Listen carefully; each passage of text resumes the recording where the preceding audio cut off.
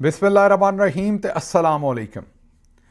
30 ਜੁਲਾਈ ਪਾਕਿਸਤਾਨ ਦੇ ਵਿੱਚ ਬੁੱਧ ਦੀ ਸ਼ਾਮ ਤੇ ਅੱਜ ਦੇ ਪੰਜਾਬੀ ਵੀਲੌਗ 'ਚ ਚੜ੍ਹਦੇ ਤੇ ਲਹਿੰਦੇ ਪੰਜਾਬ ਦੇ ਸੱਜਣਾ ਤੇ ਮਿੱਤਰਾਂ, ਭੈਣਾਂ ਤੇ ਭਰਾਵਾਂ, ਮਾਵਾਂ ਤੇ ਬਜ਼ੁਰਗਾਂ ਨੂੰ ਜੀ ਆਇਆਂ।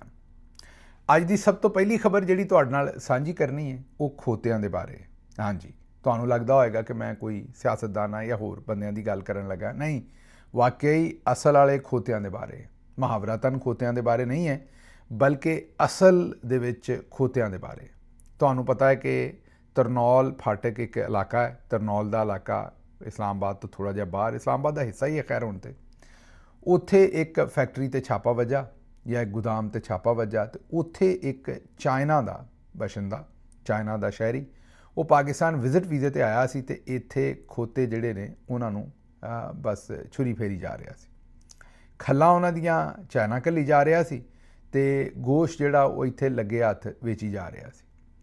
ਉਹ ਜਿਸ ਵੇਲੇ ਉੱਥੇ ਛਾਪਾ ਛੁਪਾ ਵੱਜਾ ਤੇ ਉੱਥੇ ਇੱਕ ਮੈਟਰੋ ਬੀਫ ਬੋਟੀ ਲਿਖਿਆ ਹੋਇਆ ਸੀ ਉਹਦੇ ਉੱਤੇ, ਇੱਕ ਟਰੇ ਦੇ ਉੱਤੇ, ਤੇ ਉਹ ਵੀ ਉੱਥੋਂ ਹਾਸਲ ਹੋਈ। ਹੁਣ ਪਤਾ ਨਹੀਂ ਕਿ ਇਹ ਖਰੀਦ ਕੇ ਲਿਆਇਆ ਸੀ ਕਿਤੋਂ ਮੈਟਰੋ ਵਾਲਿਆਂ ਦੇ ਕੋਲੋਂ ਬੀਫ ਬੋਟੀ, ਜਿਹੜੀ ਉਸ ਫਰਿੱਜ ਦੇ ਵਿੱਚ ਪਈ ਸੀ ਆਪਣੇ ਖਾਣ ਵਾਸਤੇ, ਤੇ ਇਹ ਵੀ ਕੋਈ ਪਤਾ ਨਹੀਂ ਕਿ ਇਹ ਖੋਤੇ ਦਾ ਜਿਹੜਾ ਗੋਸ਼ਤ ਉੱਥੇ ਉਹਦੇ ਕੋਲ ਸੀ ਉਹ ਵਿੱਚ ਭਰ ਕੇ ਤੇ ਉੱਤੇ ਉਹ ਪੈਕਟ ਲਾ ਕੇ ਜਾਂ ਉਹਦੇ ਉੱਤੇ ਉਹ ਲੇਬਲ ਲਾ ਕੇ ਤੇ ਉਹ ਇਸਲਾਮਾਬਾਦ ਦੇ ਵਿੱਚ ਵੇਚਿਆ ਜਾ ਰਿਹਾ ਸੀ। ਬਹਰਹਾਲ ਜਿਹੋ ਜੀ ਜ਼ੇਨੀ ਕੈਫੀਅਤ ਹੋਈ ਹੈ ਸਾਡੀ, ਉੱਥੋਂ ਤੇ ਇਹ ਪਤਾ ਲੱਗਦਾ ਹੈ ਵੀ ਖੋਤਿਆਂ ਦਾ ਗੋਸ਼ਤ ਚਰੋਕਣਾ ਸਾਨੂੰ ਜਿਹੜਾ ਖਵਾਇਆ ਜਾ ਰਿਹਾ ਹੈ, ਤੇ ਇਹ ਸਿਰਫ ਇਸਲਾਮਾਬਾਦ ਸ਼ਾਇਦ ਹੁਣ ਪਹੁੰਚਿਆ ਹੋਵੇ ਜਾਂ ਐਡੇ ਵੱਡੇ ਲੈਵਲ ਦੇ ਉੱਤੇ ਹੁਣ ਪਹੁੰਚਿਆ ਹੋਵੇ।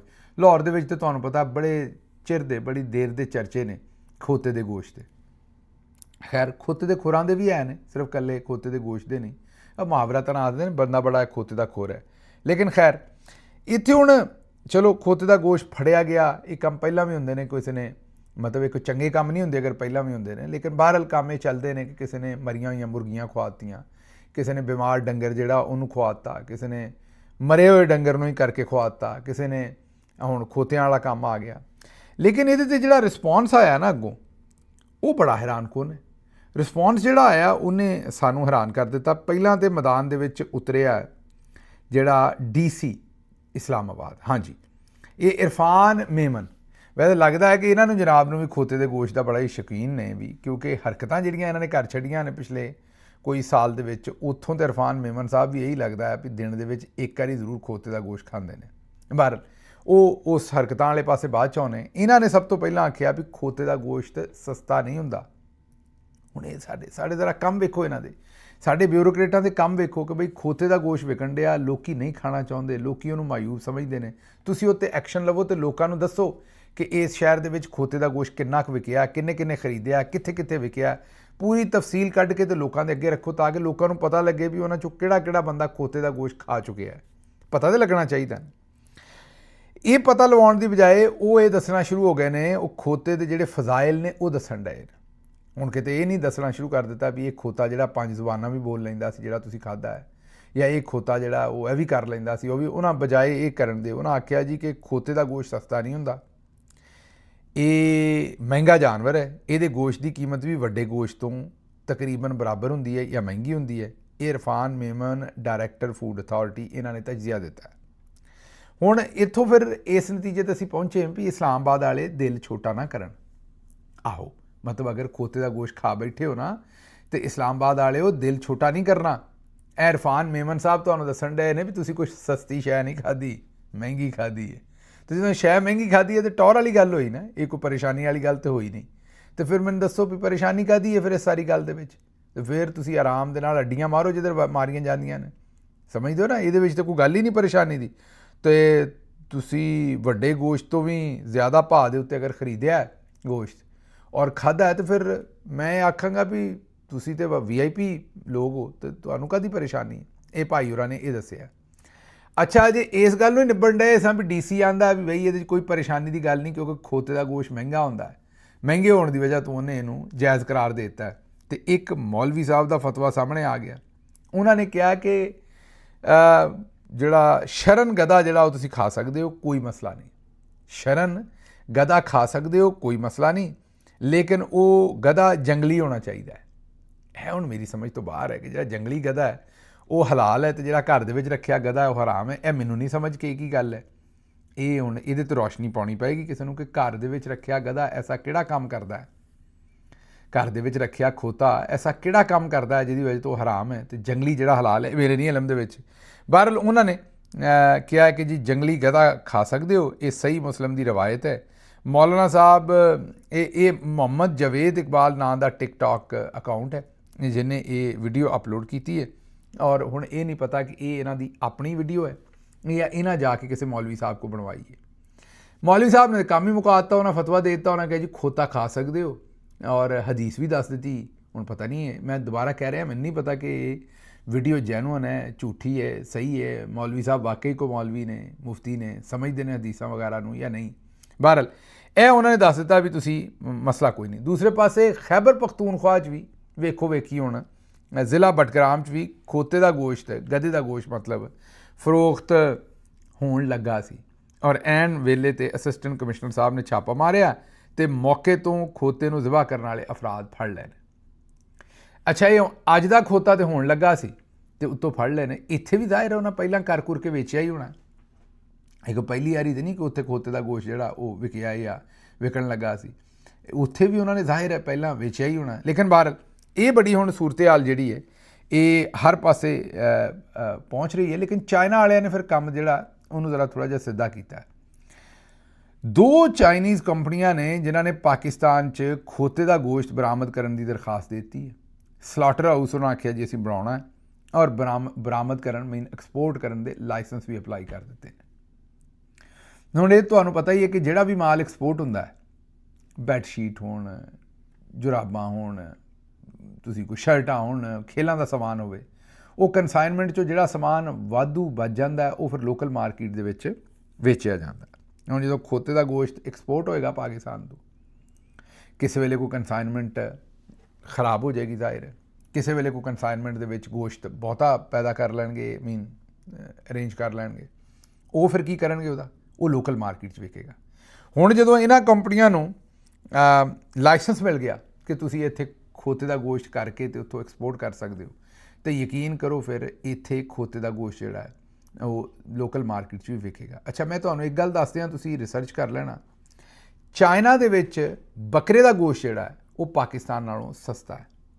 ਹਾਂਜੀ, ਅਗਰ ਚਾਈਨਾ ਦੀ ਜਿਹੜੀ ਕਰੰਸੀ ਉਹਨੂੰ ਡਾਲਰ 'ਚ ਕਨਵਰਟ ਕਰ ਲਓ, ਮਤਲਬ ਉੱਥੇ ਜਿੰਨੇ ਦਾ ਬੱਕਰੇ ਦਾ ਗੋਸ਼ਤ ਆ ਰਿਹਾ ਹੈ ਉਹਨੂੰ ਚਾਈਨੀਜ਼ ਜਿਹੜੀ ਯੂਆਨ ਹੈ ਉਹਦੇ ਤੋਂ ਉਹਨੂੰ ਕਨਵਰਟ ਕਰ ਲਓ ਡਾਲਰ ਦੇ ਵਿੱਚ, ਔਰ ਫਿਰ ਪਾਕਿਸਤਾਨ ਦੇ ਵਿੱਚ ਰੁਪਈਆਂ 'ਚ ਅਸੀਂ ਗੋਸ਼ਤ ਲੈਂਦੇ ਬੱਕਰੇ ਦਾ, ਤੇ ਇਹਨੂੰ ਡਾਲਰ 'ਚ ਕਨਵਰਟ ਕਰ ਲਓ ਤੇ ਤੁਹਾਨੂੰ ਨਜ਼ਰ ਆ ਜਾਏਗਾ ਕਿ ਚਾਈਨਾ ਦੇ ਵਿੱਚ ਬੱਕਰੇ ਦਾ ਗੋਸ਼ਤ ਸਾਡੇ ਨਾਲੋਂ ਕਿਤੇ ਸਸਤਾ ਹੈ।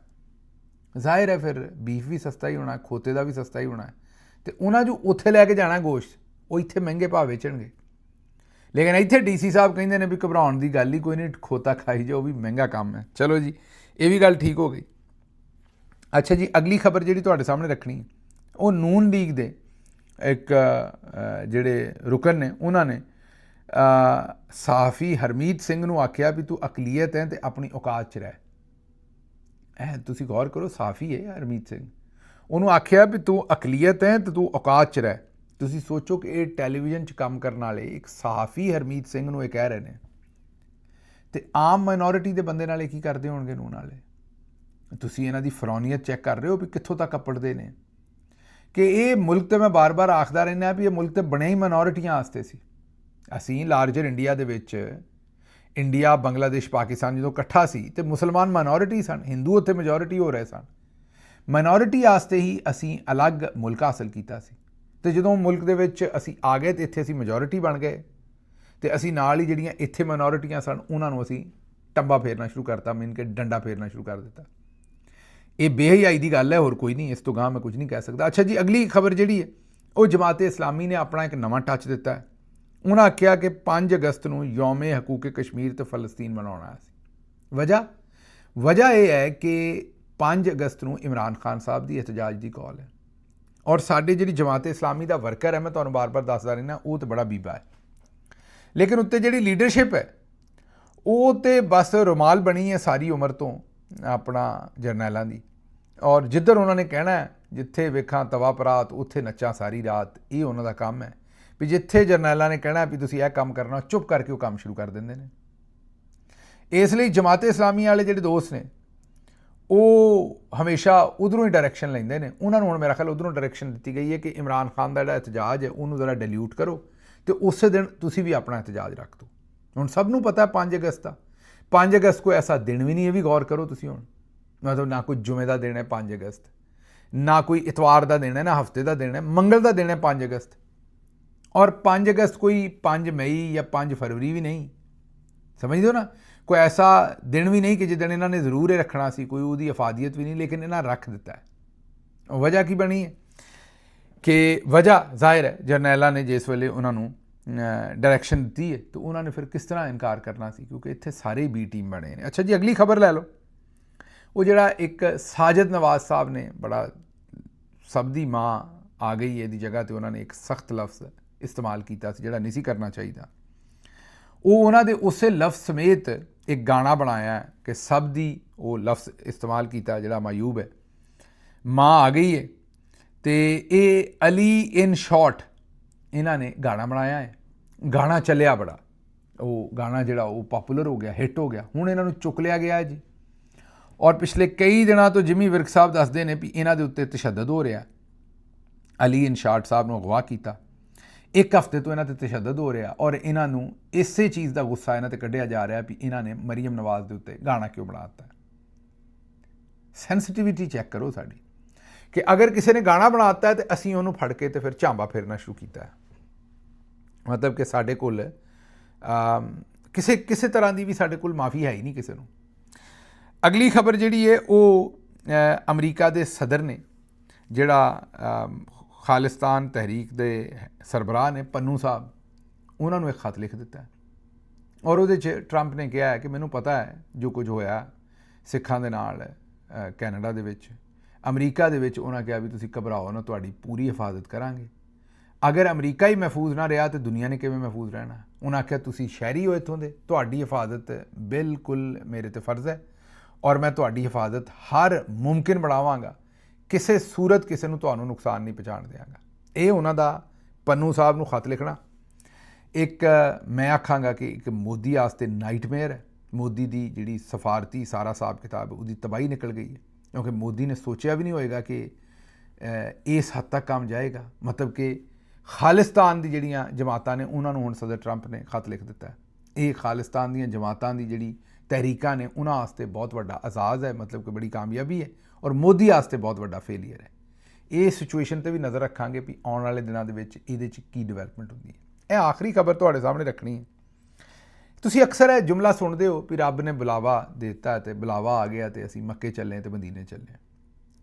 ਕਈਆਂ ਨੂੰ ਤਾਂ ਵਾਕਈ ਬੁਲਾਵੇ ਆਉਂਦੇ ਨੇ ਅਤੇ ਕਈਆਂ ਦੀਆਂ ਪੇਸ਼ੀਆਂ ਪੈਂਦੀਆਂ ਨੇ। ਤੁਸੀਂ ਵੇਖਿਆ ਹੋਣਾ ਬੰਦੇ ਰਿਸ਼ਵਤ ਲੈਂਦੇ ਨੇ, ਕਤਲ ਕਰਦੇ ਨੇ, ਭੈੜੇ ਕੰਮ ਕਰਦੇ ਨੇ, ਉਸ ਤੋਂ ਬਾਅਦ ਉਮਰੇ 'ਤੇ ਚੜ੍ਹ ਜਾਂਦੇ ਨੇ। ਕਿਸੇ ਬੇਵਾ ਦਾ ਪਲਾਟ ਮਾਰ ਲੈਣਗੇ, ਕਿਸੇ ਹੋਰ ਦਾ ਹੱਕ ਮਾਰ ਲੈਣਗੇ, ਉਸ ਤੋਂ ਬਾਅਦ ਉਮਰੇ 'ਤੇ ਚੜ੍ਹ ਜਾਣਗੇ, ਆਖਣਗੇ ਸਾਨੂੰ ਬੁਲਾਵਾ ਆ ਗਿਆ।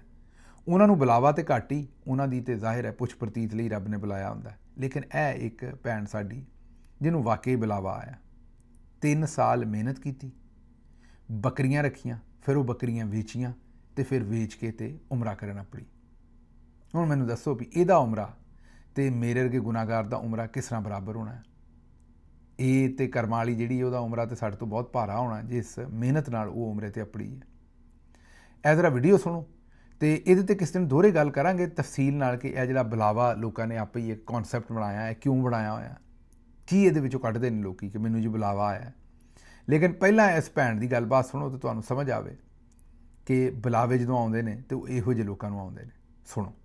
नावल पैसे की कौन जोड़े ने पैसे निके निके भेड़ा रखे मी जानवर रखे मी आपने वेचे मी भला आई अपना उम्र ते या कीती मी तवज्जो कीती मी तो आपड़ी हर से इकट्ठे कीती मी करके ते पीछे आई ना।